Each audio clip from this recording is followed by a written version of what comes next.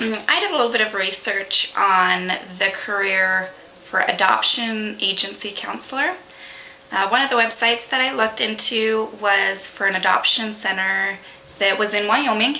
It's called the Wyoming Children's Society, and it has a number of people that work there that help with the different aspects of adoption, people that help those who are giving up for adoption, those who are adopting children into their family, and one or two of those would be considered adoption agency counselors. But one of the great things that I thought was great about the Wyoming Children's Society is that they specialize in adopting children from Bulgaria and bringing them into the U.S. and finding them families here. So that was really great, but to find a little bit about being an adoption agency counselor, I just went to some different websites online, found out the working environment is something along the lines of basically just helping these families, whatever they need, helping them with paperwork, the legality part of it. You do need to be up on federal and state laws so that you know what needs to be done in order for an adoption to take place. But helping these families, like I said, both the ones that are giving up children for adoption, because those people, obviously it's going to be kind of a period of grief for them. It's going to be difficult for them. I'm sure that they want to find good homes for these children. So as a counselor, you can help those families as well as the families that are going to be bringing those children into their families and adopting them or fostering them. An adoption agency counselor really would work with both adoption and fostering children. Some of the stressors that would go along with this job would be that it is a kind of a high stress environment. You're dealing with having children being taken out of their homes, having children put into new homes, finding them new families. That is going to be kind of a stressful thing both for the children and for the parents, and you're kind of the mediator for that. So it is a high stress job. You need to be able to deal with high stress, and you need to be adaptable to the different changes, to different types of families, different types of situations. Whatever they need, really you're working around them. You are helping them with whatever they need. Most of the time, if you're going to be an adoption agency counselor, you would be working through the state. There are some, like the one that I found, the Wyoming Children's Society, that are small nonprofit organizations that do that. But a lot of times it'll just be through the state that you're working through.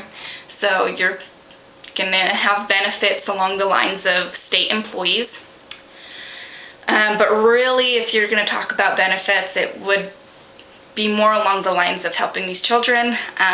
You don't just help them through that one process in their life, but then years down the road you can help them if they're interested in finding their birth parents, if that's an option, if that was set up that way, you can help them with that. So I think your biggest benefit is just going to be working with these children throughout their lives and seeing the change and the impact that you've had on their lives. So a day-to-day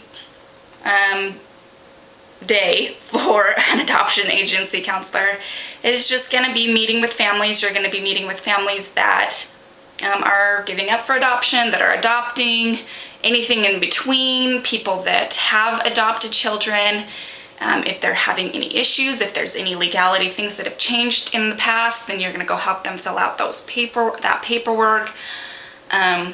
So a lot of times, if you're going to be an adoption agency counselor, you do need to have a valid driver's license. You're going to do a lot of driving to these families, helping them with what they need.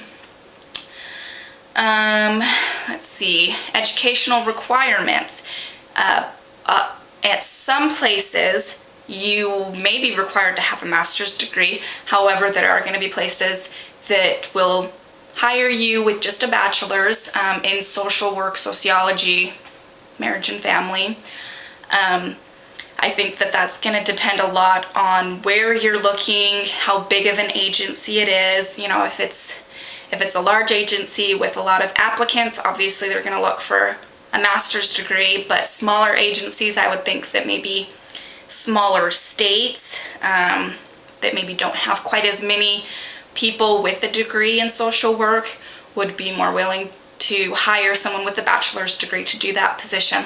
Also, I think it has a lot to do with the fact that adoption agency counselor is kind of a broad title for a career.